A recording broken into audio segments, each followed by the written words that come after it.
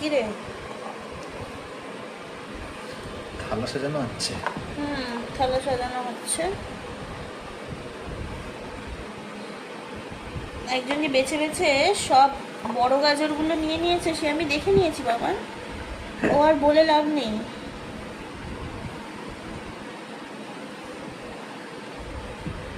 ঠিক আছে, এবার দেব এই যে স্পেশাল লটপট। এটা কিন্তু জল ছাড়া রান্না হয়েছে, ঠিক আছে? একদম জল ছাড়া রান্না এটা তো মাছের চেয়েও টেস্টি হবে না। এটা সবচেয়ে টেস্টি তরকারি হবে না। হ্যাঁ, তোর মানে তোর তো এটা ফেভারিট, সেজন্যই বানিয়েছি। একদম জল ছাড়া শুকনো শুকনো করে রান্না করেছি। আর দেবো তোকে?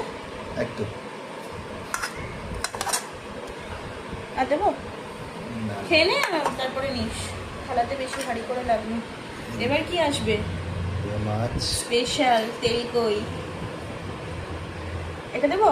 তেল কই? হ্যাঁ, এটা দেবো। না, কই তেল কই? কালারটা কেমন এসছে? হ্যাঁ, কালারটা দারুণ।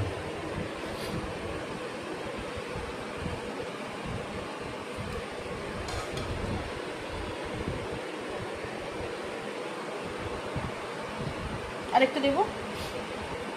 থাক, তুমি নিয়ে নাও। আমি নেবো নেবো, খেয়ে নিই তারপরে নেবো। আচ্ছা ঠিক আছে। আরেকটা জিনিস আছে তো, স্পেশাল তোর হাতে বানানো দই।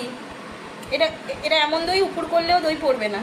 এই যে দইটা পুরো একদমই গ্লাসের মতো, মানে এই যে এই যে উপর করছি, উপর করলেও পড়বে না। ঘন দারুণ জমেছে দইটা। দারুণ এবং টেস্টি, খুব টেস্টি। আমি খেয়েছি, এরকম বাটিতেই বসিয়েছে ও, অনেকগুলো বাটিতে। কেউ খেতে চাইলে চলে এসো। একটু জলও কাটে না দইটাতে, এত টেস্টি করে বানিয়েছিস।